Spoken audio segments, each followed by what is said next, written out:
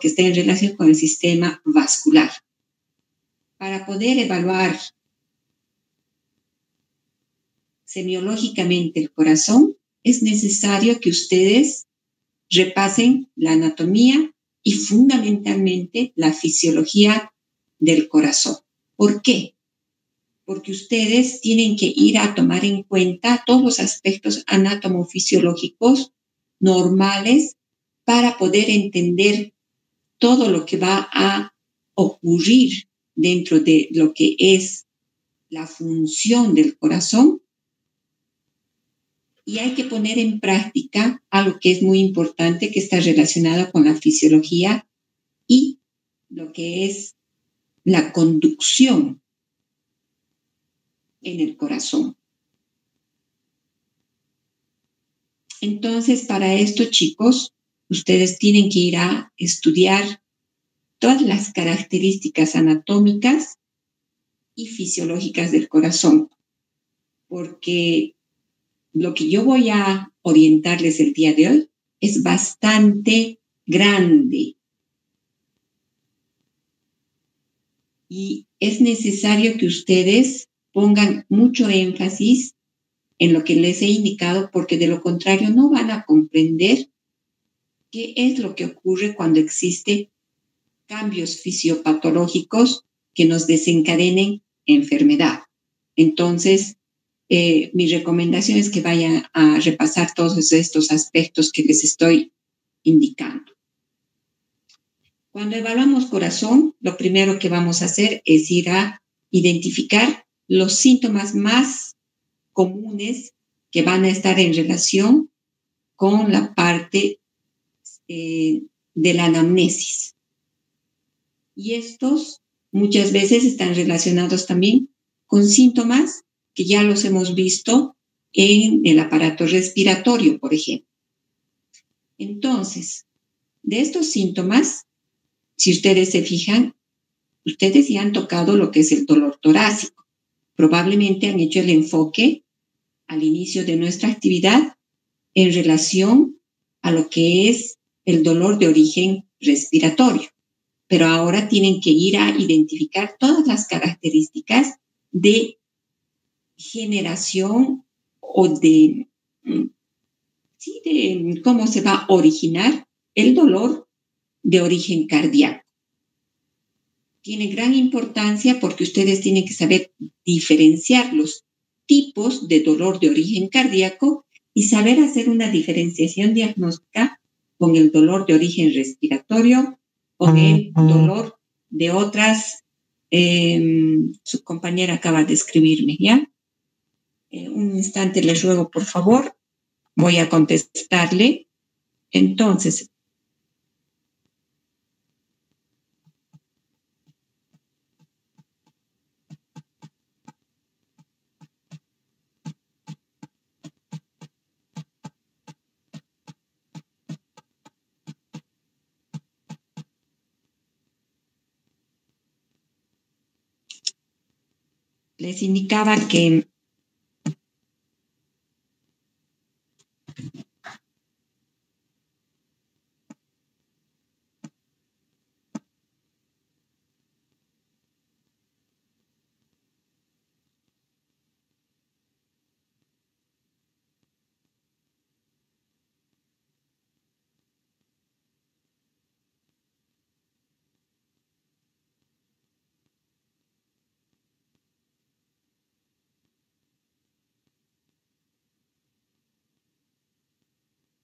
les indicaba que es importante hacer la diferenciación del dolor torácico con el de origen respiratorio y además de eso, también tener en cuenta que nosotros podemos tener otro origen a nivel de tórax de dolor.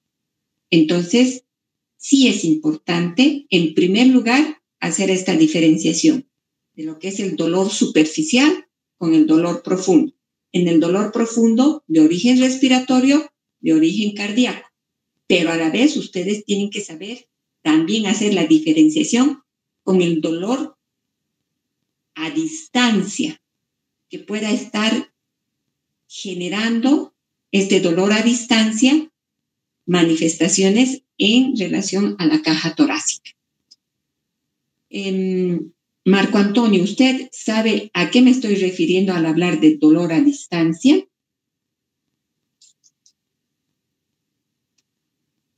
No, doctora. Bueno, entonces, gracias, Marco Antonio. Entonces, para esto, para que ustedes me entiendan, tienen que saber y tienen que volver a repasar todo el origen del dolor torácico, porque dentro de la diferenciación diagnóstica existe el dolor que se va a generar en otras áreas del organismo, pero que pueden manifestarse en la caja torácica. Entonces, ustedes tienen que saber diferenciar. Vuelvo a reiterar. El dolor torácico puede ser eminentemente de estructuras torácicas. Este se puede generar a nivel superficial, puede generarse a nivel profundo, pero a la vez puede ser el dolor torácico por manifestación de otros órganos que no se encuentran en la caja torácica. Entonces, es importante que ustedes vayan a poner énfasis en ese sentido. Y les digo que ustedes van a poner énfasis porque yo no voy a explicarles ahora. Ustedes van a hacer en un instante una tarea.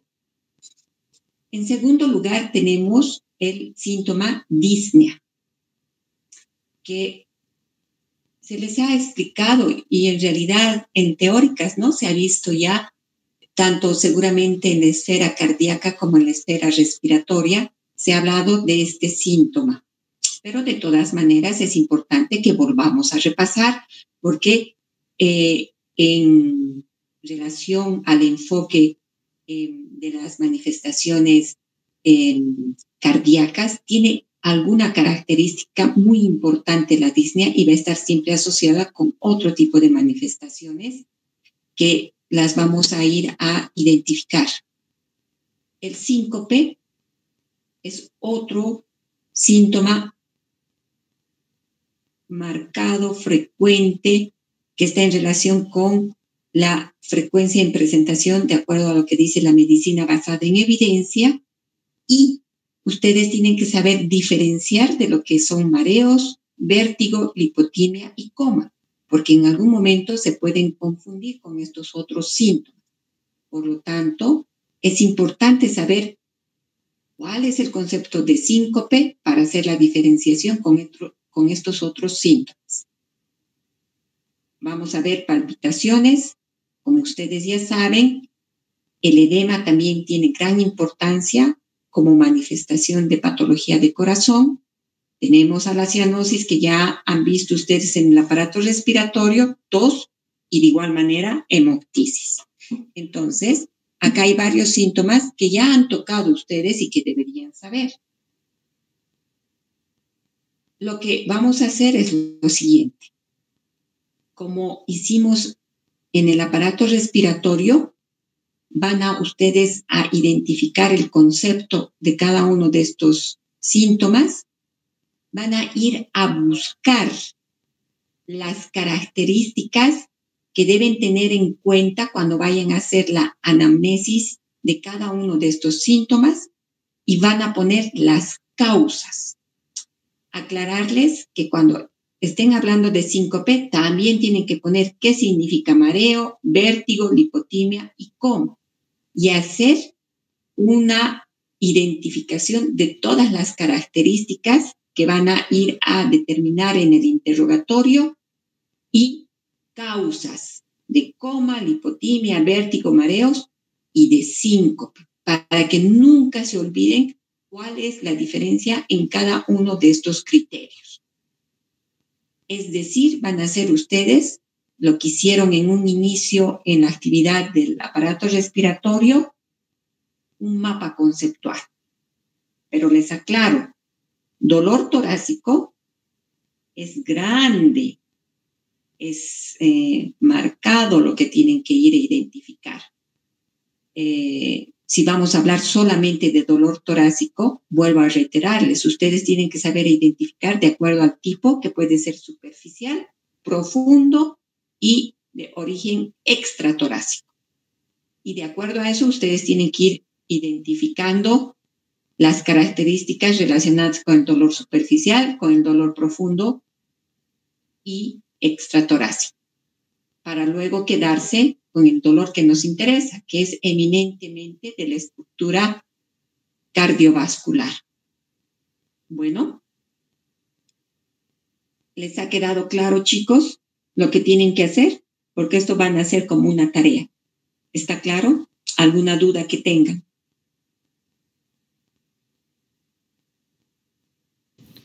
Sí, está claro, doctor. Gracias. Giselle. Sí, doctora, está claro. Bueno, ¿alguna duda que tengan, chicos? Bien. Esto les va a servir para que ustedes sepan, en primer lugar, identificar, por ejemplo, aquí, el dolor de origen eminentemente cardiológico. Saber acá definir. Y a ver, ahora les preguntaré. Alexander, ¿qué es disnea? Es la sensación de falta de aire, doctor. Gracias. Adriana Araceli, ¿qué más es disnea? Una dificultad para respirar. Gracias.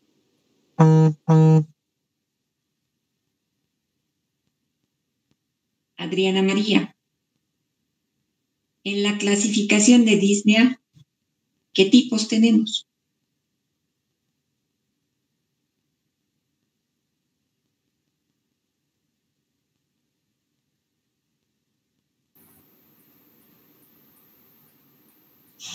Milenka, ¿qué tipo de disnea tenemos? Lo clasifica en 4 grados, doctora. ¿Qué grados? ¿Cuáles son los grados? El grado 1 es con esfuerzos mayores. El grado 2 ya es con más esfuerzos moderados, como subir una escalera. El grado 3 ya vendría siendo los esfuerzos ligeros, como vestirse, comer, hablar. Y el grado 4 está cuando está en relación, más que todo, cuando está en reposo físico y mental. Gracias. ¿Está de acuerdo, Camila?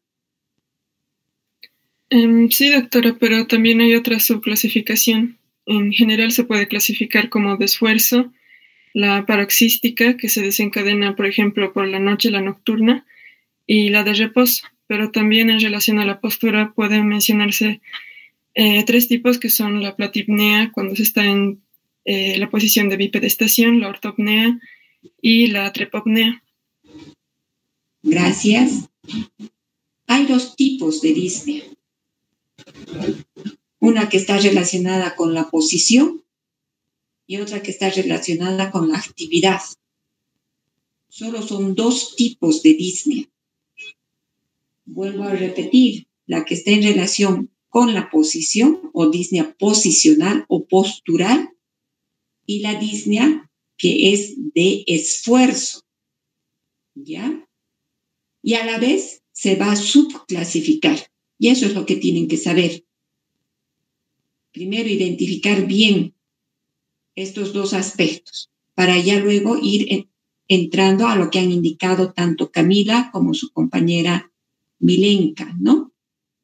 Entonces, yo les pido el favor que lean con detenimiento y sepan identificar estos aspectos que en parte ya han visto en el aparato respiratorio, porque de acuerdo a esto tienen que saber a la vez identificar los tipos de disnea que son de característica postural y aquellos que están relacionados con la actividad, es decir, con el esfuerzo.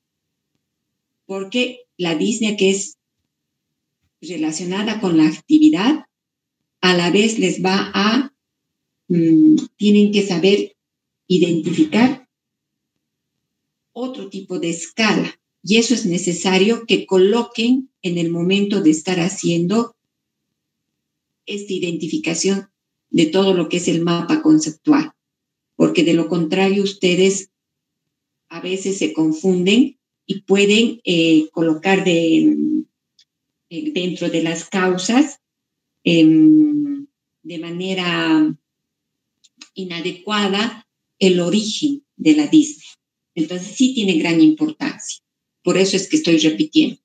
Por otro lado, es importante que vayan a hacer las características de identificación en el interrogatorio del edema de origen cardíaco, porque tienen que saber diferenciar, como ustedes ya han mencionado en otras actividades que tuvimos, que puede haber edema también de origen renal, por ejemplo, o quién sabe de origen hipoproteico, que tenga características similares.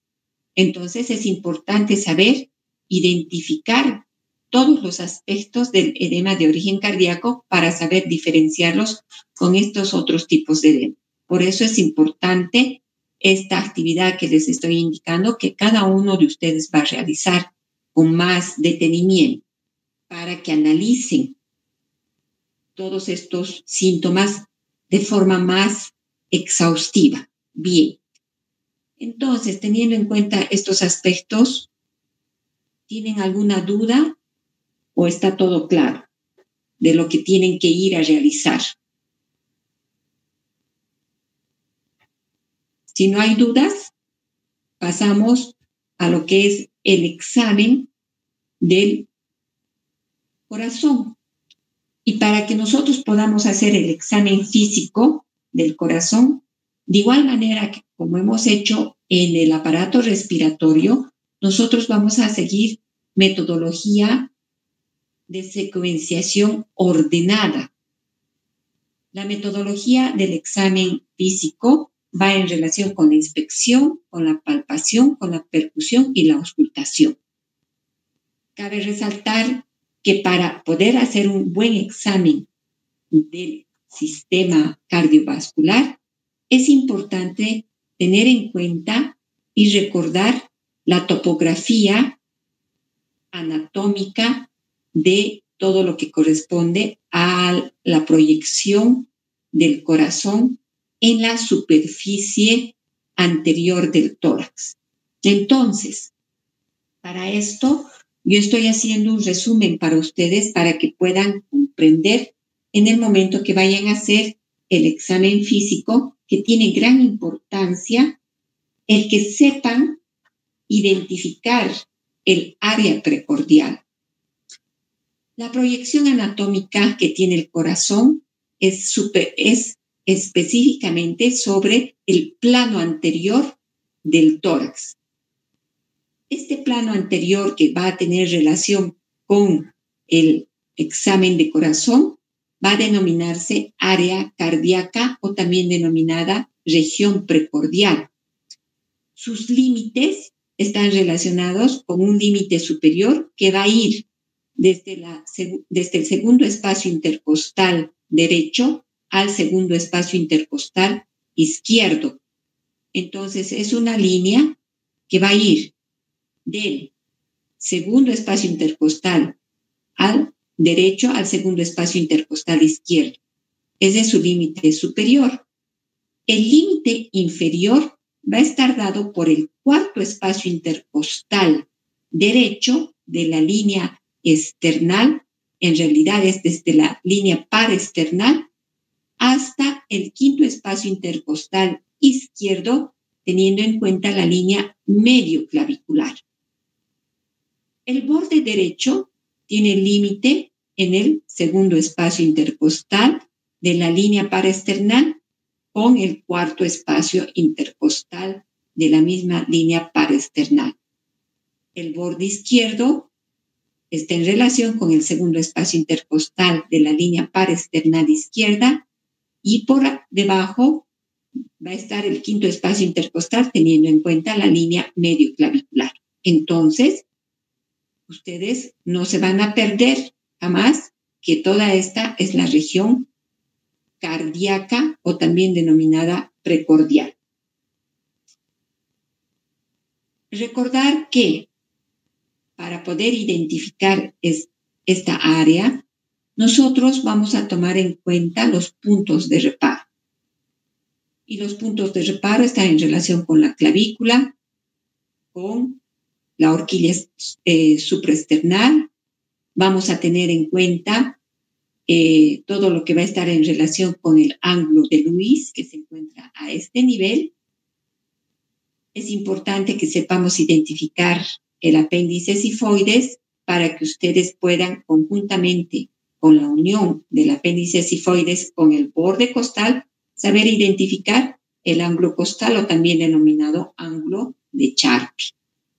Si ustedes se dan cuenta, en proyección del ángulo de Luis se encuentra que la relación con la segunda costilla y el segundo espacio intercostal, que tiene gran importancia cuando vayamos a hacer la identificación tanto de la topografía relacionada con la parte respiratoria, pero en este caso fundamentalmente con el área precordial.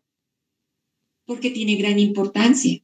Porque el área precordial, como ya hemos mencionado, que es toda esta región, va a transmitir en toda esta región la normalidad y cambios probablemente del examen, no solamente relacionado con el corazón, sino también tenemos que recordar la evaluación de los grandes vasos. Tiene gran importancia recordar los grandes vasos. Entonces, para esto es importante que nosotros sepamos identificar bien estos límites anatómicos que hemos indicado y a la vez nosotros vamos a tomar en cuenta que la situación del corazón tiene un eje oblicuo dentro de lo que es la cavidad torácica. Pero además de haber hecho la identificación de la región precordial, ahora lo que vamos a ir a hacer es ir a determinar los focos que tenemos de auscultación. Generalmente se habla de focos de auscultación, pero en sí es para la evaluación de todo lo que es la metodología en el examen cardiológico, en el momento de hacer la inspección, la palpación, la auscultación, no así la percusión. Para la percusión nosotros vamos a tomar en cuenta toda esta región que hemos hablado, porque en esta región que se denomina área precordial, que aquí está muy bien identificada, toda esta región, pues nos va a dar modificaciones en la sonoridad cuando vayamos a hacer la evaluación percutoria. Y tenemos que tomar en cuenta esos límites que hemos indicado. En cambio, para la evaluación de la inspección, de la palpación y de la percusión, nosotros vamos a identificar lo que se denomina los focos de la evaluación cardíaca, que generalmente ustedes lo interpretan, porque la literatura dice de esa manera muchas veces, que son los focos de auscultación. Pero vuelvo a reiterar, son los focos de evaluación de todo lo que va a ser la metodología de la inspección, de la palpación y de la auscultación. ¿Cuáles son estos focos? Como ustedes están observando, son 4. Los vamos a identificar teniendo en cuenta lo que hemos indicado, los puntos de referencia. Tenemos al foco pulmonar, que va a estar en relación con el segundo espacio intercostal izquierdo a nivel paraesternal. Es a nivel paraesternal. Tenemos el foco mitral, que se encuentra en relación al quinto espacio intercostal izquierdo en proyección de la línea medio clavicular. El foco aórtico se encuentra en el segundo espacio intercostal en la línea paraesternal derecha. Y por último tenemos el foco tricuspidio, que se encuentra sobre la apófisis sifoidea, dice alguna literatura. Otra literatura indica otro tipo de referencia. Son 3 tipos de referencia que tenemos en relación al foco tricuspidio. Y ahora ustedes van a ir a buscar además de lo que les estoy indicando, que generalmente se considera al foco tricuspidio que está sobre la apófisis sifoidea, pues también puede estar identificado en otros puntos de referencia. Hay 2 puntos de referencia más que ustedes van a ir a buscar para saber cuáles son. Y tenemos el foco que se denomina accesorio aórtico. Este foco que se denomina accesorio aórtico, que está aquí identificado pequeñito, se va a encontrar en el 4º espacio intercostal sobre la línea paresternal izquierda. Entonces, de esa manera nosotros estamos identificando los focos de evaluación del examen cardiológico o cardíaco. Ahora les pregunto a ustedes, ¿cada uno de estos focos está en relación con qué estructura anatómica cardíaca? Doctora, con las válvulas. Adelante. Adelante, Silvia, ¿no? O Giselle era. Giselle, doctora. Giselle, adelante. Con las válvulas de los diferentes lugares, el foco pulmonar va a estar con la válvula sigmoidea de la arteria pulmonar, el foco aórtico con la válvula igual sigmoidea de la aorta, el foco tricuspidio con la válvula tricuspidia y el foco mitral con la válvula bicuspidia también llamada. Ya, muy bien. ¿Alguno de ustedes quiere indicar algo más en relación a lo que manifestó su compañera Giselle?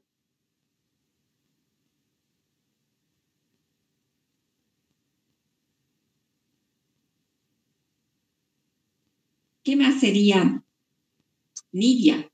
Además de lo que ha indicado su compañera, ¿cómo más nosotros vamos a poder determinar en la evaluación superficial, cuando vayamos a identificar estos focos, qué más nos va a traducir en el examen?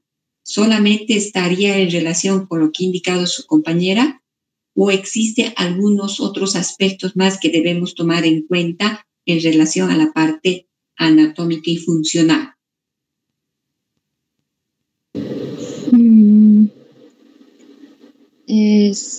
Sí, yo lo que sabía era igual lo que mencionó el doctor. ¿Qué dice usted, Alejandro?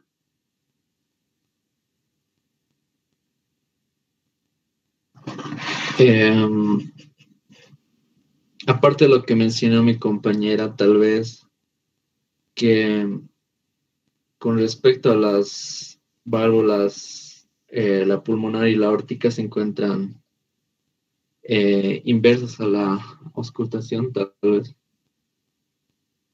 Ya. No.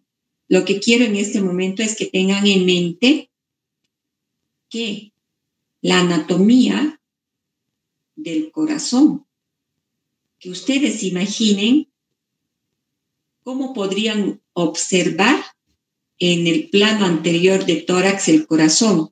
Evidentemente, al identificar estos focos del examen físico, estamos haciendo la proyección de lo que indicó su compañera, relacionadas con las válvulas. Ya, acepto, pero ustedes tienen que saber identificar cómo estaría el corazón. ¿Por qué? Tienen que saber qué es lo que va a ocurrir cuando ustedes vayan a hacer el examen físico, por ejemplo, y coloquen y vayan a observar y vayan a palpar y vayan a escuchar en esta región que se denomina foco mitral, en esta región que se denomina foco tricuspidio, en esta región que es el foco aórtico y el foco pulmonar. ¿Qué es lo que ustedes van a ir a revisar? Fisiológicamente, ¿qué estarían revisando? Es importante saber, y para eso tienen que imaginarse la anatomía del corazón. Entonces, lo que van a hacer ustedes es una gráfica, como están viendo ustedes acá, a esta persona con el esquema de la caja torácica, del esqueleto torácico. Van a dibujar, van a esquematizar el corazón. Y al esquematizar el corazón, no lo van a esquematizar, lo van a, por favor, van a hacer un corte en su plano para que podamos observar justamente lo que indicó su compañera, las válvulas. Pero aparte de las válvulas, ¿qué más hay a este nivel? Aparte de la válvula tricuspidia, ¿qué parte del corazón está a este nivel? De igual manera en el foco aórtico y en el foco pulmonar. ¿Para qué? Para que ustedes pongan en práctica la parte fisiológica y sepan que en la estructura cardíaca vamos a tener, por ejemplo, la parte muscular que va a estar relacionada con la conformación de todo lo que es el corazón y se va a dividir en cavidades, como ustedes saben, ¿no? Y que estas cavidades, cada una de las cavidades va a tener relación con ¿qué?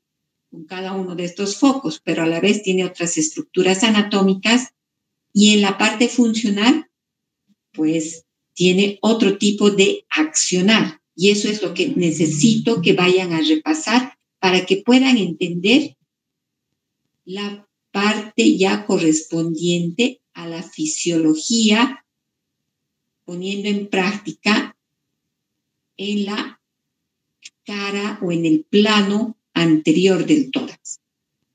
Porque nosotros, en el momento de hacer la inspección, la palpación y la auscultación, lo que vamos a ir a evaluar va a estar relacionado con toda la fisiología de la parte cardíaca. Y acuérdense que no solamente es una cavidad hueca, ¿no? Esta cavidad tiene un funcionamiento dinámico que va a generar movimientos y sonoridad. Entonces sí es importante que vayamos a identificar estos aspectos anatómicos y funcionales. Bien, entonces su segunda tarea es hacer la gráfica del área cardíaca en el plano anterior de tórax, pero esta gráfica va a ser del corazón, en la cual podamos ver la parte interna del mismo. ¿Sí? ¿Está comprendido, chicos? Sí, doctora. Gracias. Sí. Entonces, teniendo en cuenta esos aspectos, de forma general, como hemos visto también en la parte correspondiente al sistema respiratorio, nosotros en la inspección de corazón tenemos que ir a determinar lo mismo, la actitud, fascie, piel, pero además de eso, algo que ustedes ya han visto a nivel del examen de cuello, ustedes tienen que ir a identificar, por ejemplo, pulsaciones visibles o pulsaciones que se presenten durante la respiración. El síntoma edema que han identificado en el interrogatorio lo van a plasmar objetivizando en el examen físico. Todos estos criterios son durante la inspección general que van a realizar. Entonces, para eso es importante ahora ir a recordar y voy a ir a preguntar. Adriana Araceli, ¿cuáles son las posiciones que tienen relación con el examen de corazón? ¿Qué tipo de posiciones tenemos que tomar en cuenta?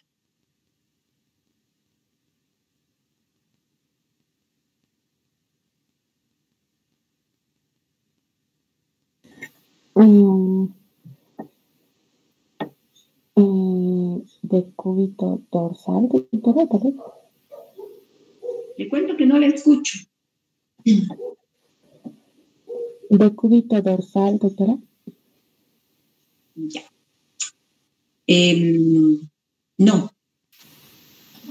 Estefanía, ¿cuáles son las posiciones que están relacionadas con el examen del área cardíaca que puedan tener relación con la evaluación? Y en ese sentido, sí le voy a aceptar a Adriana Araceli lo que dijo de cúbito dorsal. Le acepto, porque la posición en decúbito dorsal le vamos a hacer adoptar a nuestro paciente para poder realizar el examen cardiológico. Pero me refería a que el paciente va a ingresar a un centro hospitalario y que nos pueda manifestar un tipo de actitud que pueda estarnos traduciendo patología cardíaca. Entonces, primero vamos a identificar en ese sentido, Estefanía, qué tipo de actitudes que tengan relación con patología cardiológica podemos tener en mente. Doctora, ¿podría ser la posición en cuclillas, que podría ser signo de una atresia tricúspide? Posición en cuclillas, dice usted, ¿no? Sí. Muy bien. ¿Qué otras posiciones más, Estefanía?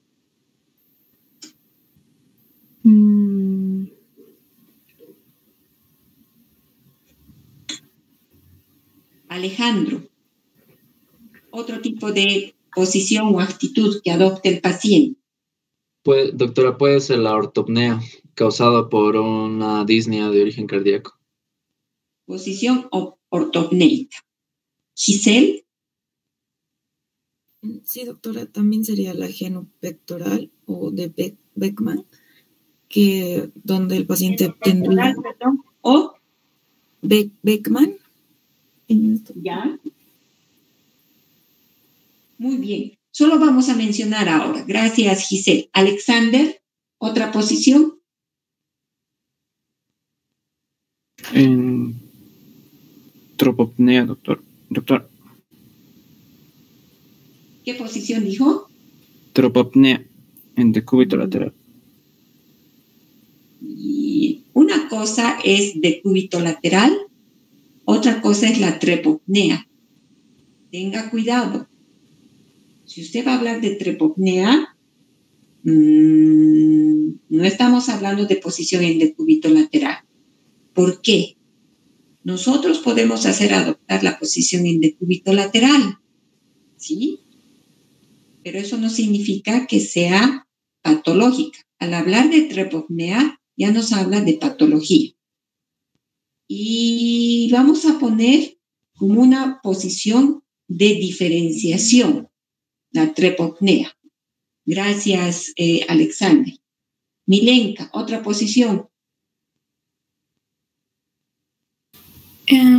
Puede ser también en posición acurrucada o replegada, por ejemplo, en cardiopatías congénitas cianógenas. ¿Y cómo se llama esa posición? Porque no le voy a dictar de esa manera. Tiene un nombre. En squatting. ¿Qué más se llama esa posición? En posición acropie. Ya, vamos a ver con otra denominación esa posición. Gracias, Milenka. Silvia, otra posición.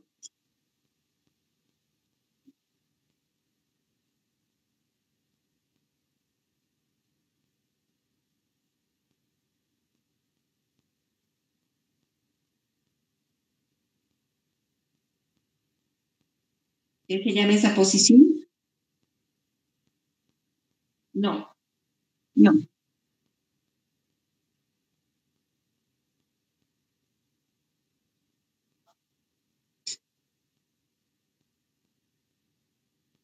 Gracias, Silvia. Adriana María.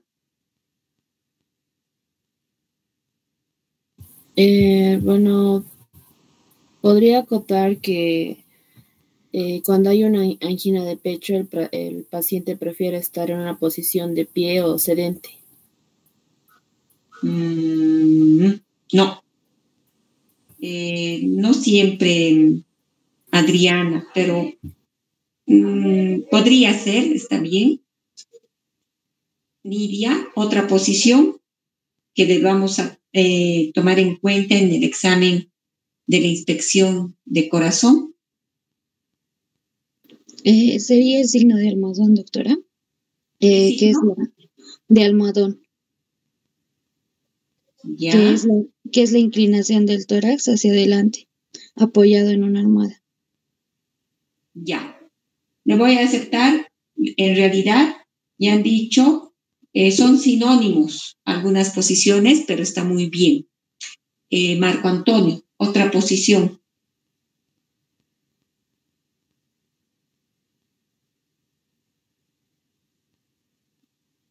Doctora, la de Blechman. ¿Qué posición? Blechman. ¿En qué consiste esa posición? Es cuando el paciente se inclina hacia adelante y tiende a, ¿cómo decirlo? Encorvarse, dándole más espacio, para así decirlo, al tórax. ¿Dónde ha leído esa posición? ¿En qué literatura?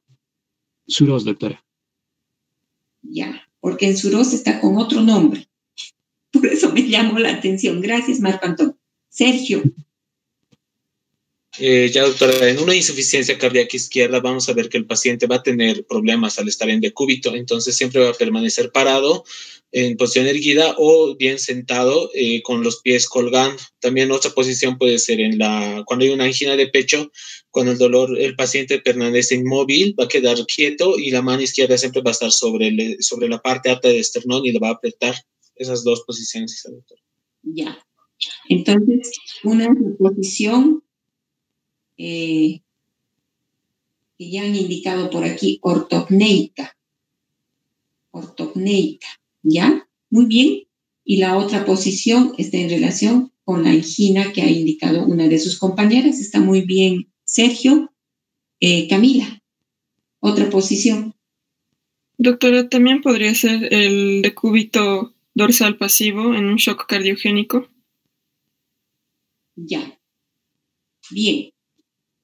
Cuando nosotros estamos frente a patología cardiológica, tenemos la posición en cuclillas, posición maometana, signo de la almohada. Y lo que ha indicado su compañero, han indicado la posición genupectoral. Todas esas posiciones son sinónimos. Todas las que he mencionado son sinónimos.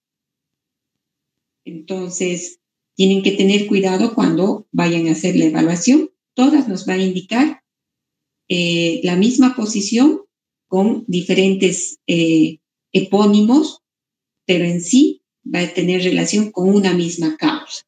¿Comprendido?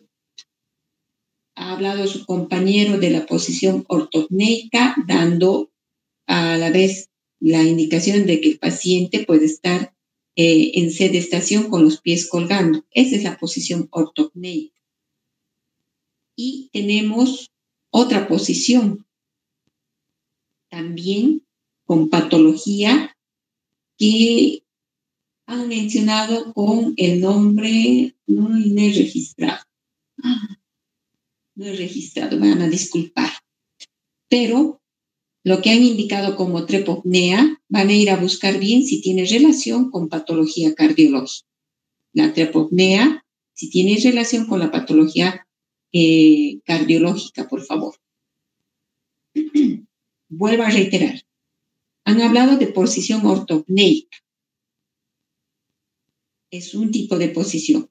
La posición de cuclillas, la posición o el signo de almohada, la posición genupectoral o de Beckman, en gatillo de fusil no es, por si acaso, la posición maometana que no han dicho, que yo les estoy indicando, todos son sinónimos, conjuntamente con lo que dijo su compañero Marco Antonio, que no le he escuchado muy bien.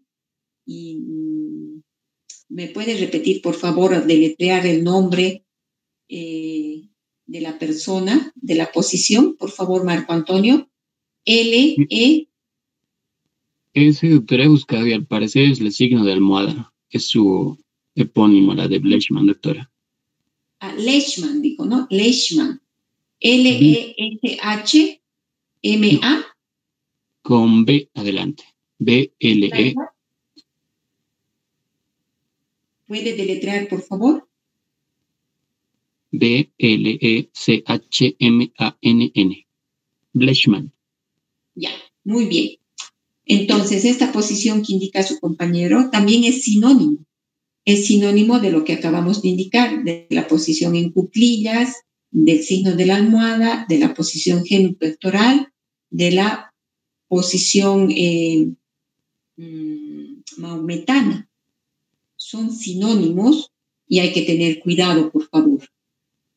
Además de estas posiciones, hay 2 posiciones más que tienen que ir a buscar, por favor, relacionadas con patología. Pero nosotros, en el examen físico, vamos a hacer adoptar diferentes posiciones. Por ejemplo, muy bien uno de ustedes indicaba, cuando vayamos a evaluar al paciente, vamos a hacerle adoptar la posición en decúbito dorsal para poder hacer una buena evaluación del área cardíaca. Pero muchas veces podemos pedir al paciente que se siente para poder revisar mejor el área cardíaca. ¿Por qué? Al sentarse, lo que vamos a hacer es que el corazón se acerque a la parrilla costal o al plano anterior del tórax, y al acercarse vamos a poder identificar a la inspección, a la palpación y a la auscultación mejor todo lo que queramos encontrar. Pero a la vez también nosotros podemos adoptar otra posición que es en decúbito lateral izquierdo, que sí muy frecuentemente vamos a ir a evaluar. Por eso les decía, tengan cuidado, porque al adoptar la posición en decúbito lateral izquierdo, nosotros estamos pidiendo al paciente que se eche lateralmente para poder identificar en el examen físico mejor evaluación de la inspección, palpación y auscultación, o quién sabe identificar patología. Entonces hay que tener mucho cuidado. ¿Por qué? Porque ahora sí, si nosotros hacemos sentar al paciente, tiene una denominación esa posición. Si nosotros hacemos colocar al paciente en decúbito lateral izquierdo, tiene también un epónimo esta posición. Van a buscar. Está en todos los libros, está en Suros. ¿Cómo se llaman estas posiciones que vamos a hacer adoptar? Además de lo que ustedes han indicado de estas posiciones, hay 2 posiciones más patológicas que tienen que saber. Otras 2 posiciones patológicas que tienen que saber, que no sé si están acá, que les haya puesto en mis gráficas, no estoy segura.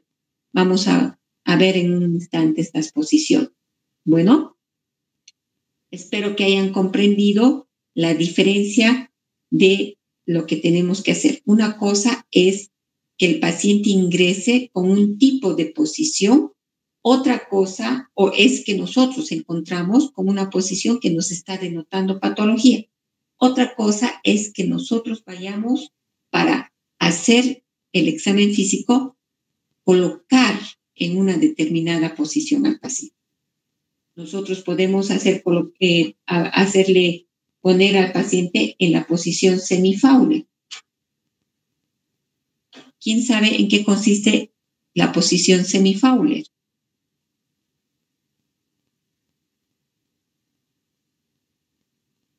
Ya.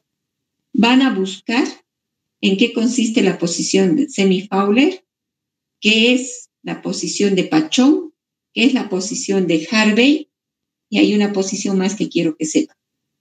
Harvey, H-A-R-B-E-Y.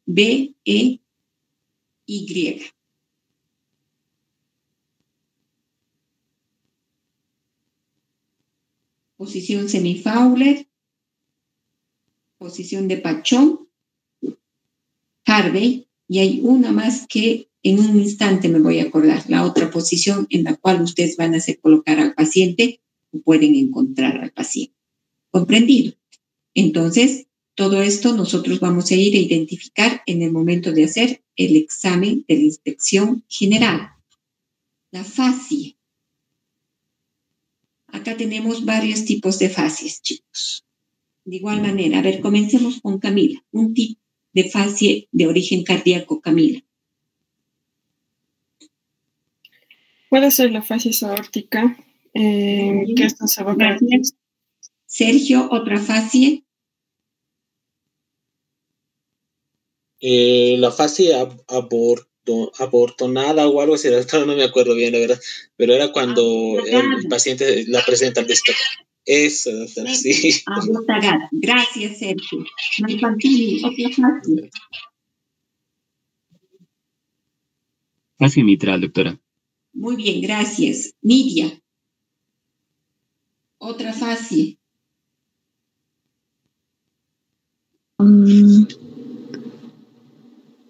Ay, quizás, no sé, doctora. Ya, gracias, Nidia. Adriana María, otra fascia. ¿Puede ser la fascia tricuspidia, doctora? Ya. Sí, Silvia.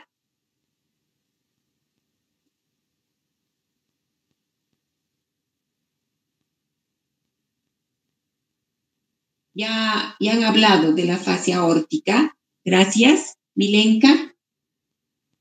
La fascia hipocrática, doctora. No tanto aquí, pero ya, está bien. Alexander. Fascia cianótica, doctora. Muy bien, cianótica. Giselle. No sé si entraría, doctora, aquí, pero fascia ictérica. No entra acá. No entra, pero no está mal, porque puede tener relación con patología cardíaca. Así que pondremos fascia histérica. Usted Milenka es, ¿no? ¿Qué ha indicado? No, doctora, Giselle. Perdón, Giselle. Usted va a repasar en qué patología puede haber fascia histérica, en qué patología cardíaca. ¿Qué patología cardíaca nos puede dar esta fascia histérica que está indicando? Gracias, Giselle. Alejandro, otra fascia. ¿Podría ser la fascia blanca o pálida de la aórtica? No. Fascia pálida le acepto, pero no digan de la aórtica, porque aórtica es otra característica. Otro tipo, pálida, no sé. A ver, veamos. Gracias, Estefanía. Doctora, ¿podría ser la fascia de Ayerza? Muy bien, fascia de Ayerza. Y van a ver si tiene relación con alguna otra fascia que ya han indicado. Y por último, Adriana Araceli, otra fascia. Doctora, encontraba una decía fascia de duende. ¿Puede hablar un poquito más fuerte? No lo escuché. Fascia de duende, doctora.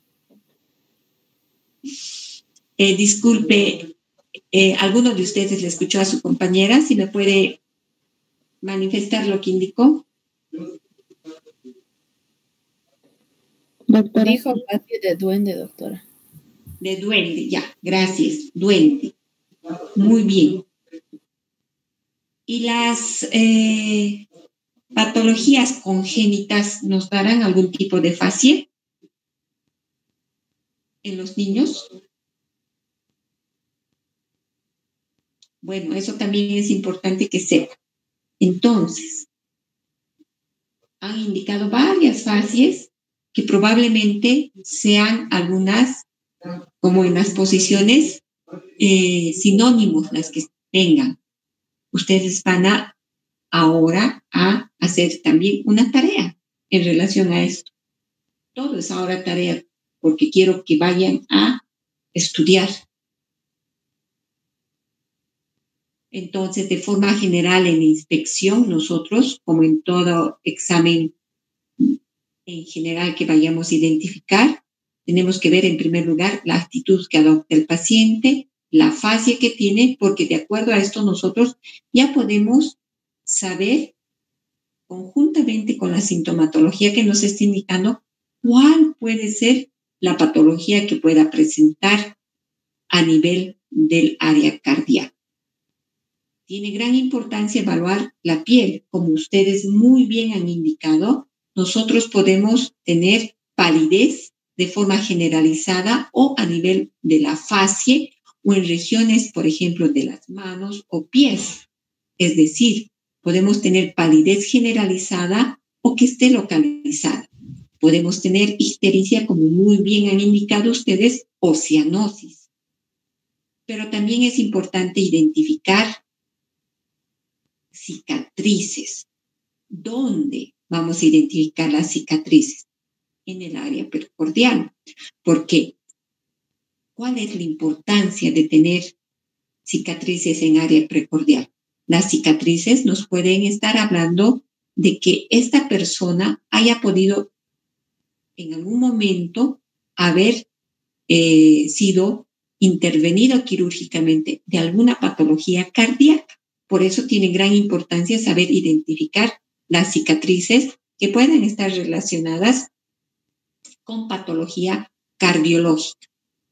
Que no nos haya indicado en el momento del interrogatorio, que se haya olvidado la persona, pero en el examen físico, al estar haciendo la evaluación en tórax, encontremos cicatrices arciformes en plano anterior, por ejemplo, de tórax, pues nos va a llamar la atención y le preguntaremos cuál fue la razón. Y nos dirá, pues, que tuvo algún tipo de problema a nivel de la esfera cardiológica, por ejemplo, o quién sabe, no en la esfera cardiológica, pero que pueda tener relación con la patología que esté presentando en el momento.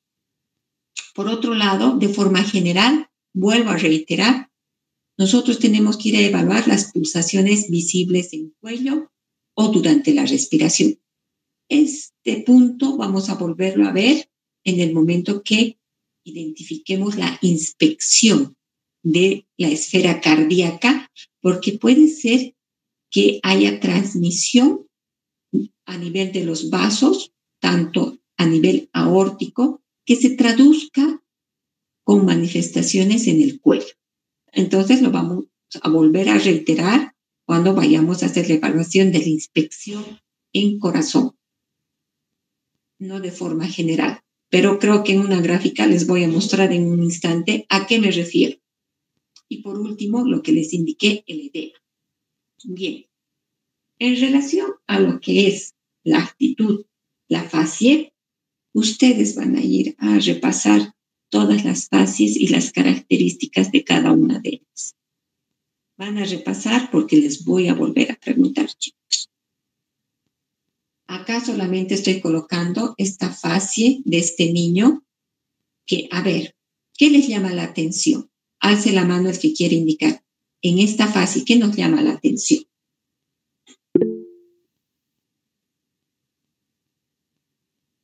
Sergio.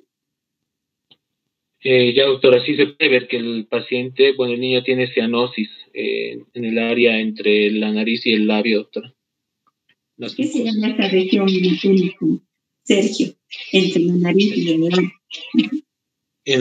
Bueno, puede ser la región oral, doctora, ¿cómo se llama? Y la región perioral. Perioral. Nasolabial. Si ustedes se fijan, está a este nivel, ¿no? Naso labial. Alejandro, ¿usted levantó la mano o Alexander? No me acuerdo. Yo, doctora. Adelante, por Alejandro. favor. ¿Qué más le llama Sí, la atención? aparte de la cianosis que presenta el niño, tal vez se nota abotagado, se puede decir. ¿Ya? En realidad, acá solamente quiero que sepan identificar la cianosis que hay a este nivel. Es a nivel perioral la cianosis, que es muy frecuente encontrar en patología congénita. Por eso es que estamos mostrando. Ahora, su compañero Alejandro está indicando que puede ser una fascia abotagada, por lo que está observando que acá la presencia de la piel de un color eritematoso y por este pliegue que existe a nivel del cuello. Pero en realidad no es una fascia abotagada, es una fascia de característica cianótica y ustedes tienen que saber identificar la cianosis generalizada en fascia de la cianosis que puede estar a nivel perioral, en el lóbulo nasal o a nivel de lóbulos de los pabellones auriculares. Entonces sí hay que tener cuidado de saber identificar y saber diferenciar lo que es la cianosis central con la cianosis periférica. Van a ir a repasar cuáles son las manifestaciones en la inspección de cianosis central y cianosis periférica. ¿A qué nos referimos con cianosis central? ¿A qué nos referimos con cianosis periférica? En este niño solo vamos a decir que es una fase cianótica. Fundamentalmente la cianosis está a nivel perioral. No vamos a hablar más porque no le estamos revisando la parte de la mucosa oral, por ejemplo. No podemos identificar otros aspectos más. Y al lado de esta gráfica de la fascia tenemos estas manos. ¿Quién quiere indicar qué es lo que estamos observando en estas manos? Adelante. Doctora, ¿sería dedos en palillos de tambor o hipocratismo digital? Ya. En realidad son dedos o es hipocratismo digital, no son dedos en palillo de tambor. Pero acuérdense, ya hemos hablado lo que es el desarrollo de lo que es el hipocratismo digital. Al hablar de hipocratismo digital, nosotros tenemos que tomar en cuenta que son aspectos de cambio que vamos a tener relacionados a nivel distal, en los cuales vamos a ir observando en una primera instancia. Camila, ¿qué vamos a tener como primer paso de lo que se denomina hipocratismo digital y lo que habíamos denominado en la esfera respiratoria, lo que es la osteoartropatía o la osteodistrofia o la la osteoartropatía distal, diremos, hipertrófica? ¿Qué es lo que debemos encontrar primeramente, Camila? Sí, doctora. Habría un aumento del lecho unguial, un cambio de la curvatura de la uña, a diferencia de lo que sería normal, y también podría alterar las terminaciones, como los propios dedos. Muy bien. ¿Qué se llama ese cambio? ¿Cómo se denomina ese cambio? Está muy bien lo que usted dice. ¿Cómo se denomina ese cambio?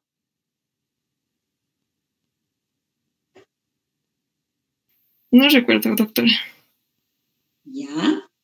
¿Quién sabe cómo se denomina ese cambio?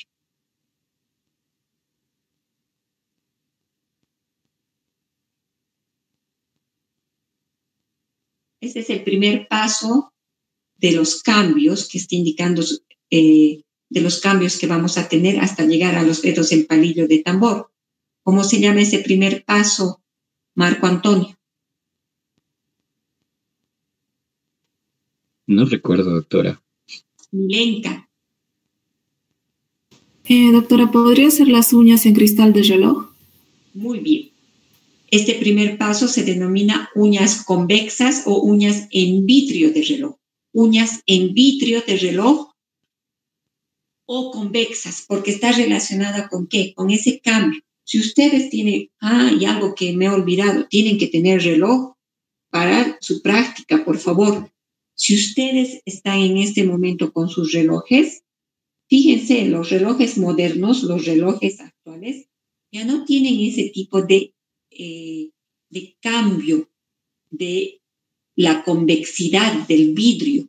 Los relojes antiguos eran relojes en los cuales el vidrio tenía una convexidad. Entonces, por eso se hace la referencia a uñas convexas o uñas con la forma de vidrio de reloj. En la actualidad, hablar de uñas en vidrio de reloj, tenemos pues que hacer notar que actualmente nuestros vidrios de los relojes muchas veces son planos.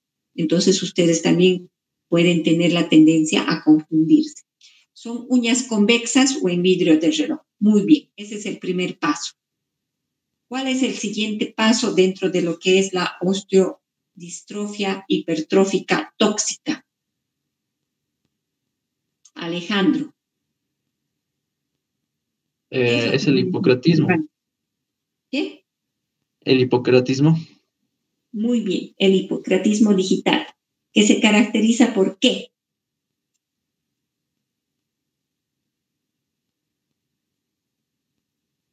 Ahora, para que ustedes entiendan, esto es hipocratismo digital. Entonces vayan describiendo qué observan acá. Todo lo que observan en estas uñas es lo que se denomina hipocratismo digital. Vaya describiendo, Alejandro, ¿qué observa? Un crecimiento en la falange distal de los dedos, las uñas, el lecho unguial aumentado y encurvado, una coloración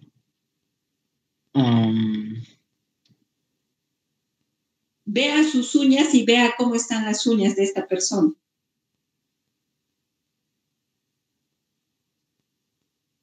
Sí, uñas encorvadas, convexas y de una coloración pálida. Ya, no son pálidas, está mal, pero se pueden confundir. Una cosa es palidez, otra cosa es que diga uñas blancas. ¿A qué nos referimos con uñas blancas? Porque si usted dice uñas pálidas, entonces ya no estamos frente a lo que es el hipocratismo digital, porque el hipocratismo digital se va a acompañar de algo que usted sí está observando, que probablemente se está confundiendo, pero no hay problema. Evidentemente, estas son uñas blancas, a diferencia de palidez. Las uñas son blancas, pero el lecho unguial, ¿qué color tiene?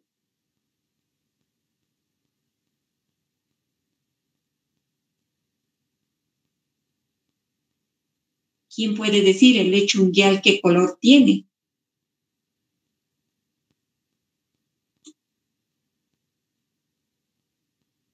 Miren, todo lo que está indicando su compañero está muy bien. De uñas convexas o en vidrio de reloj, que es el primer paso, estamos yendo a presentar las uñas blancas. Acá hay ausencia de ¿qué? De la lúnula. No se observa la lúnula y las uñas en su totalidad son blancas, las uñas. Pero si se fijan, además de uñas convexas, uñas blancas sin lúnula, ustedes están teniendo ya cambios tróficos relacionados con la parte distal de la falange, que es lo que ha indicado su compañero, que está muy bien.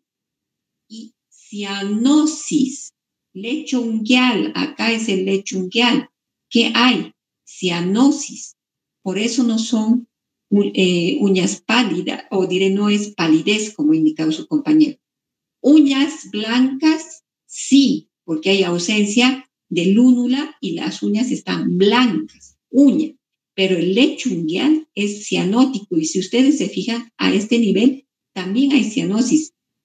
Y se observa entre la uña blanca la cianosis. Entonces, todos estos son criterios de hipocratismo digital. Y uno de ustedes al inicio indicó que estos eran dedos en palillo de tambor. No, todavía no son dedos en palillo de tambor, porque los dedos en palillo de tambor van a tener mayor crecimiento de la parte distal de la falange con compromiso a nivel de la articulación interfalángica distal. Este compromiso va a hacer que haya modificaciones de la articulación y se engruese y tenga justamente la forma de lo que es el palillo de tambor. Cada uno de ustedes debe conocer lo que es el palillo del tambor, porque en sus colegios, en muchos de los colegios, han debido ver, en las bandas tienen pues en los integrantes justamente lo que son los tambores. Y los tambores van conjuntamente con sus palillos de tambor, ¿no? Se ubican, ¿no, chicos? ¿Está bien o no está bien lo que estamos hablando? ¿Entienden o no?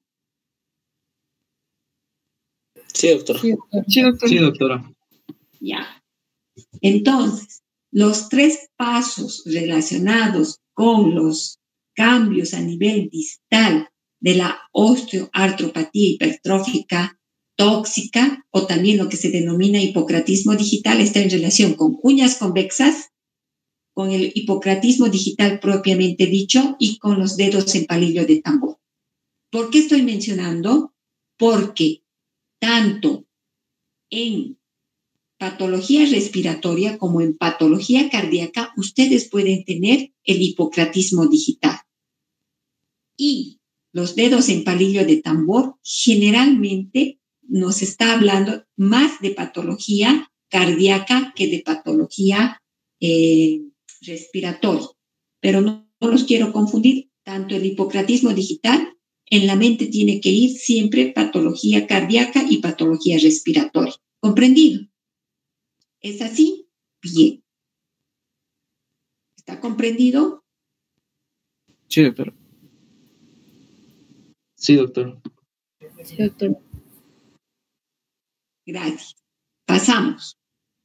Y lo que les indicaba, muchas veces nosotros podemos tener, ya han visto ustedes esto en la parte del examen físico de cuello, al hablar de la parte vascular, nosotros podemos tener lo que se denomina la ingurgitación yugular, o podemos tener el signo de Muset o la danza arterial.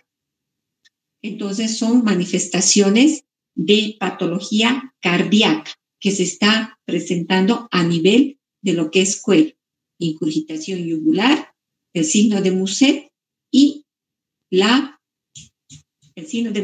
danza arterial. Todo esto es patología de origen cardíaco probablemente, que deben ir a investigar y que vamos a ver con más detenimiento adelante. Acá tenemos a una paciente con edema de origen cardíaco.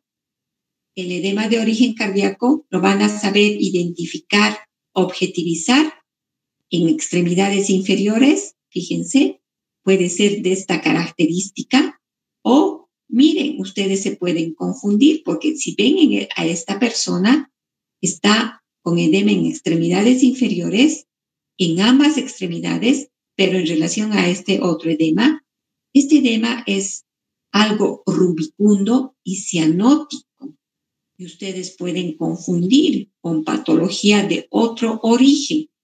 Pero en realidad, este edema va relacionado con patología cardíaca. Por eso es importante que vayan a repasar todas las características en el interrogatorio para que puedan a la vez determinar en el momento de hacer el examen físico estos aspectos que puedan ir a presentar y que tengan que saber identificar patología eminentemente cardíaca de la patología que es extracardíaca. Bien. Y acá está ya lo que corresponde al examen físico propiamente de la región precordial.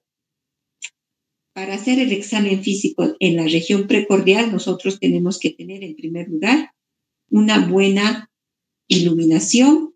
Debemos tener al paciente descubierto por completo y dependiendo de la característica de si está normal o existe patología y el paciente no pueda estar en decúbito dorsal, pues vamos a tener que revisar muchas veces al paciente en bipedestación o quién sabe en sedestación. Entonces, fundamentalmente, si el paciente tiene algún tipo de problema de permanecer en decúbito dorsal, lo tendremos que revisar en bipedestación o en sedestación. De esa manera, entonces, nosotros vamos a poder identificar las características de evaluación. Normalmente, cuando un paciente no nos refiere disnea, vamos a revisar al paciente en decúbito dorsal. Puede ser que le hagamos colocar al paciente en una posición de decúbito lateral izquierdo o, quién sabe, le hagamos sentar con las extremidades inferiores que estén colgando sobre la superficie de la camilla. O, quién sabe, le pidamos que solamente esté apoyado en sedestación, pero de igual manera está apoyado sobre la camilla. Entonces, son formas de evaluación que tenemos que tomar en cuenta cuando estamos evaluando la región precordial. Y vamos a quedar acá porque ustedes tienen actividad dentro de poco y lo que yo voy a ir a hablar posteriormente está relacionado con ¿qué? Con estos aspectos. Cuando nosotros vamos a ir a hacer el examen a la inspección del corazón, tenemos que hablar de lo que es el latido cardíaco. Y el latido cardíaco podemos observarlo, muchas veces podemos palparlo y podemos auscultarlo. Normalmente lo podemos palpar y auscultar. Normalmente podemos inspeccionar, palpar y auscultar. O de lo contrario, vuelvo a reiterar, podemos solamente palpar y auscultar en la normalidad. Entonces, es importante que para hablar acerca de la inspección de la palpación y la auscultación, nosotros vayamos a estudiar todo lo que está relacionado con qué, con lo que vayamos a identificar en el área precordial. ¿Qué vamos a identificar normalmente? El latido cardíaco.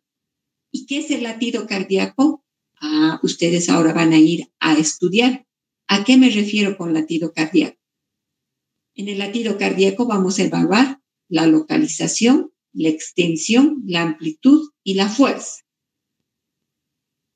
Vuelvo a reiterar que el latido cardíaco se puede observar, es decir, podemos inspeccionar el latido cardíaco. Otras veces, en algunos tipos de tórax, no vamos a poder identificar a la inspección el latido cardíaco. Y solamente lo vamos a poder identificar a la palpación y a la percusión. ¿Pero qué nos está traduciendo el latido cardíaco? El latido cardíaco se va a desencadenar porque nos está traduciendo algo en la función cardíaca. ¿Qué será? Eso es lo que ustedes tienen que ir a revisar. Normalmente vamos a evaluar la localización, la extensión, la amplitud, la fuerza que tiene relación con la intensidad. Entonces, lo que quiero ahora es que ustedes vayan a estudiar la evaluación normal de la inspección, de la palpación y de la auscultación. Va a estar en relación con ¿qué? Con la génesis del latido cardíaco. Y para eso es necesario que ustedes vayan a revisar los aspectos anatómicos y fisiológicos de lo que es el área cardíaca, para que podamos entender lo que vayamos a evaluar normalmente. ¿Por qué? Si yo voy a hablar de la normalidad, posteriormente voy a hablar de modificaciones del latido cardíaco en la inspección, en la palpación y en la auscultación. Pero también voy a tener que ir a hablar de otro tipo de latidos que puedan presentarse. Pero al decir otro tipo de latidos, ya no es normal, ya nos traduce patología. Y no quiero entrar a patología mientras no sepamos lo normal. Entonces vamos a quedar acá. Si bien el examen físico del aparato cardíaco es sencillo, en realidad la interpretación es la que ustedes tienen que saberla muy bien, porque la interpretación va a estar relacionada con ¿qué? La interpretación va a estar relacionada con la anatomía y la fisiología del corazón. Acuérdense que el corazón no es una estructura hueca solamente, sino también va a haber el paso de sangre. Y el paso de sangre a través de esa estructura nos va a generar algún tipo de funcionamiento normal y patología que tienen que saber. Por eso primero quiero que hagan esas gráficas que les he indicado. Entonces, quedamos acá, chicos, por favor. El día lunes vamos a terminar de hacer la evaluación de la inspección, de la palpación y de la auscultación cardíaca. El lunes vamos a terminar con eso, siempre y cuando ustedes tengan conocimiento de, vayan a refrescarse todo lo que está en relación con la anatomía y la fisiología. ¿Comprendido? Hasta acá, todo lo que tienen que hacer. Sí, doctora. Sí, doctora. Bien. En las posiciones que les he indicado, ya me he acordado la otra posición que tienen que saber.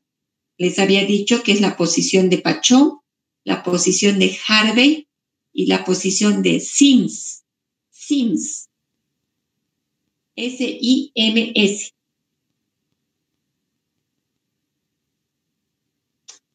Entonces, ustedes tienen tarea. Camila, ¿me puede hacer recuerdo cuáles son las tareas? Son varias.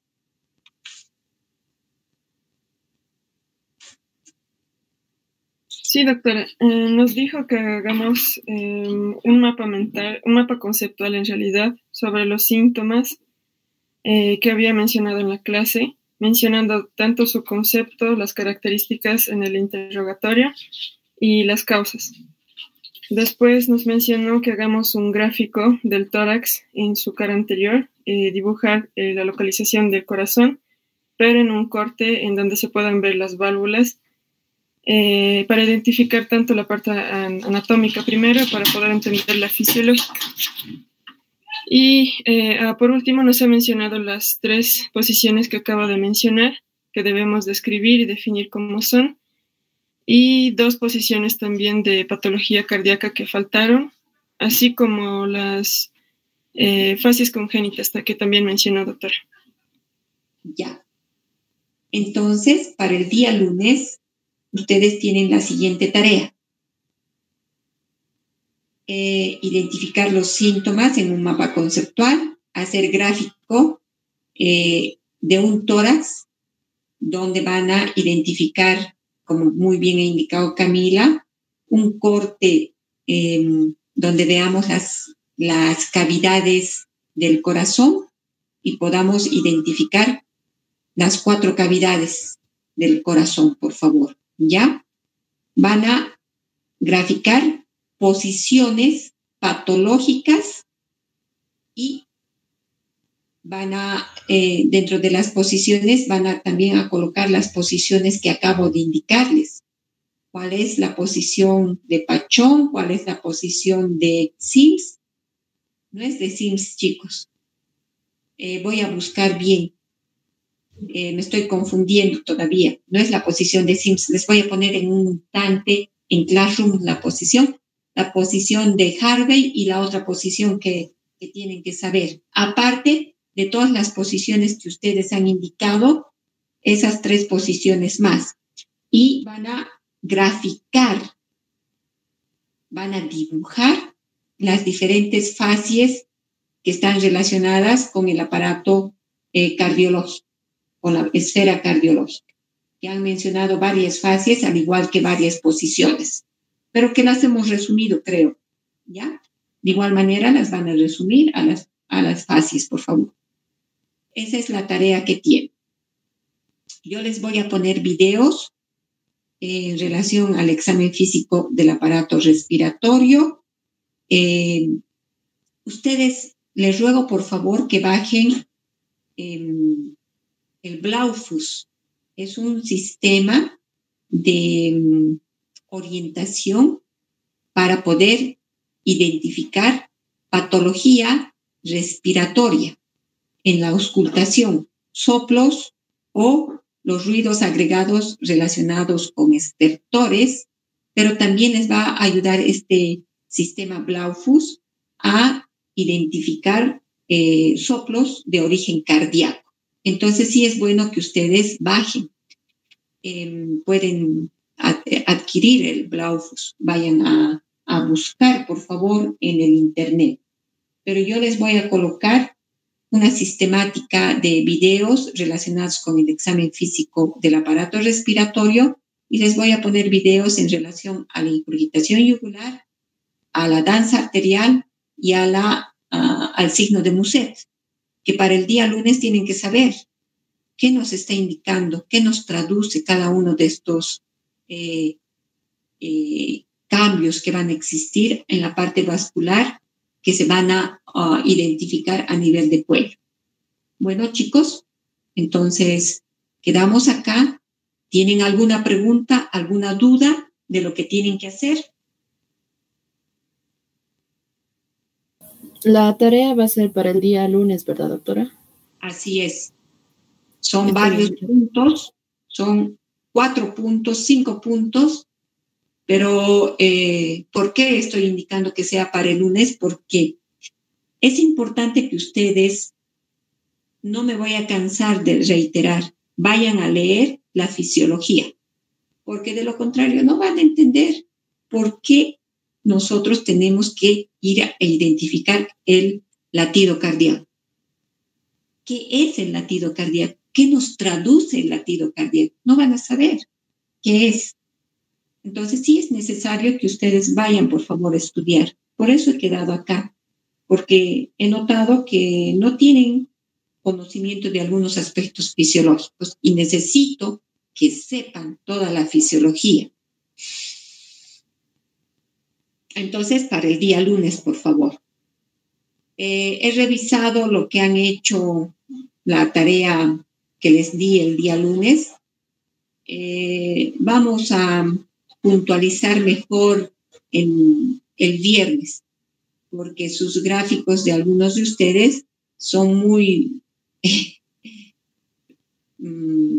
están en realidad identificando estructuras fuera de lo que es el plano correspondiente a lo que les había indicado. Han sido muy... no han identificado de manera adecuada a algunos de ustedes. En otros casos han minimizado. Entonces es necesario saber hacer el examen físico de manera general, ¿ya? Evidentemente, en una primera instancia siempre podemos tener equivocaciones. No se preocupen, todos nos equivocamos. Pero poco a poco ya vamos a ir aprendiendo.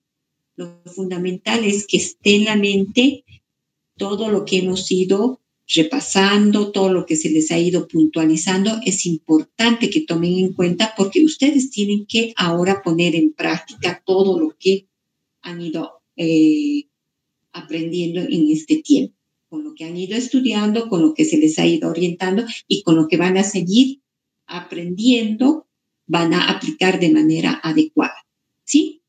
Entonces, vuelvo a reiterarles, el día viernes, 8 en punto, nos vemos en el aula de habilidades.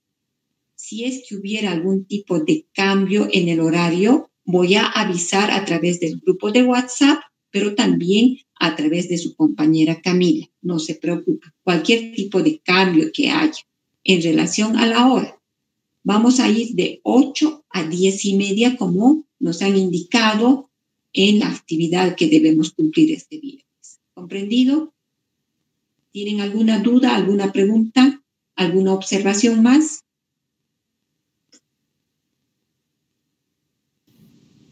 Sí, doctora. El día viernes solo vamos a llevar a cabo el examen del aparato respiratorio. Todo lo que está relacionado con eso, ¿verdad, doctora? No. Vamos a hacer la topografía del área cardíaca también. Todo lo que hemos visto ahora, topografía del área cardíaca, también vamos a hacer. Tenemos que aprovechar todo. Y vamos a, por eso estoy pidiendo que lleven todo su material de apoyo. No les he dicho martillo de percusión, pero sí podrían llevar el martillo de percusión porque es parte del material básico que tienen que tener. Porque vamos a hacer el examen físico que corresponde a nuestro segmento y si tenemos tiempo vamos a abarcar otros aspectos que ustedes ya han debido ver antes. Entonces, todo el material básico que hemos mencionado en un inicio tienen que llevar. Y reloj, no se olviden, reloj. Si no tienen reloj, no van a entrar a la actividad. Si no tienen el material, no van a entrar a la actividad. Y una recomendación, chicos. Sus uñas cortas y limpias. Porque si no están con las uñas cortas y limpias, tampoco van a entrar a la actividad. Y esto tiene gran importancia porque en el momento que hagamos el examen físico, no es pues adecuado que tengamos las manos con las uñas largas porque podemos modificar el examen en cuanto a la sensibilidad. Y no es apropiado que las uñas estén descuidadas con compañeros en las uñas porque nosotros como personal de salud tenemos que estar impecables, siempre. Y al decir impecables, me estoy refiriendo a que nosotros siempre tenemos que estar bien vestiditos, bien aseaditos, y al decir aseaditos, nuestras manitos también son parte de nuestra presentación. No sería bueno que nuestras uñas estén con nuestros amigos y pues se me ocurre que vayamos a revisar a alguna persona específicamente y le vea con las uñas no aseadas, pues ya las personas van a tener un concepto no adecuado de nosotros. Entonces, siempre tratemos de cuidar nuestra pulcritud, chicos. No estoy pidiendo que se pongan una ropa nueva, que vayan a comprar ropa. Jamás estoy indicando eso, por favor. Estoy diciendo que estén bien aseaditos, pulcros, nada más. ¿Comprendido? Doctora. Adelante. Cuando mencionaba lo del termómetro, ¿se refería al termómetro timpánico? El termómetro que tengan ustedes. En la cátedra, evidentemente, se ha pedido termómetro timpánico, pero si ustedes no tienen termómetro timpánico y tienen termómetro oral o rectal o digital, pues llevan a la actividad. Pero, no, les aclaro, está proscrito que un estudiante de medicina tenga un termómetro superficial.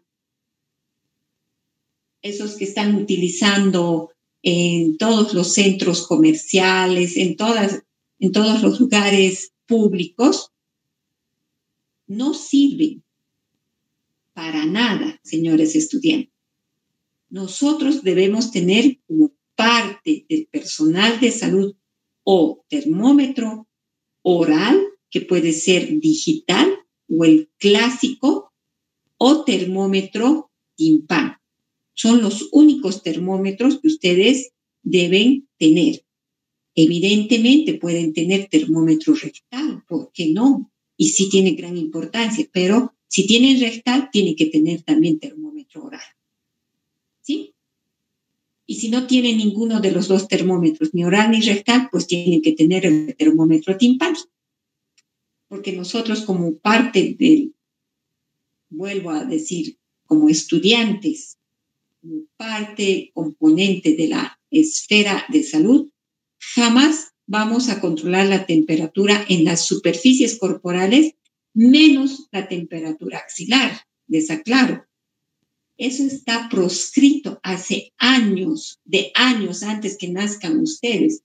Nosotros hemos orientado y siempre decimos que se debe hacer un control de la temperatura a nivel timpánico por algunas razones en el adulto. Generalmente en el niño hacen el control de la temperatura timpánica. En una persona adulta generalmente hacemos el control con termómetro oral, Pero si existe algún tipo de dificultad o contraindicación para hacer el control de la temperatura oral, pues pasamos a hacer el control con la temperatura timpánica. Entonces, les reitero, el termómetro que tengan, chicos, que esté relacionado con nuestra actividad. No hay problema. ¿Comprendido?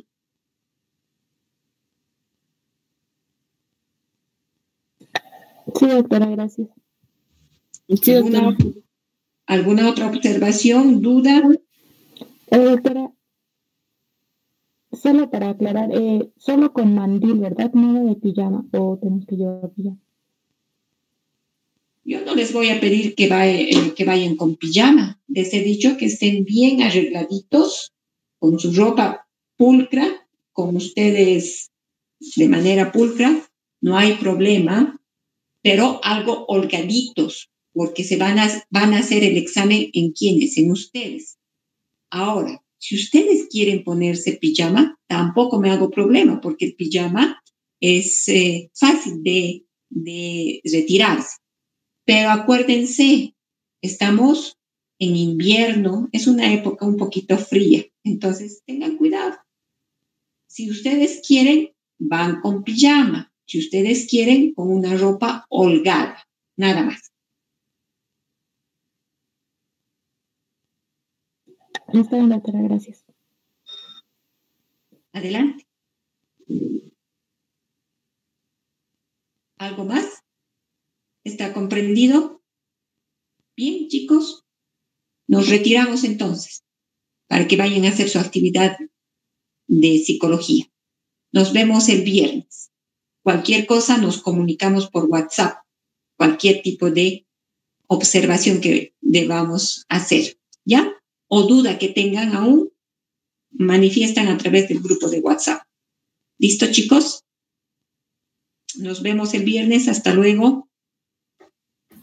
Hasta luego, doctora.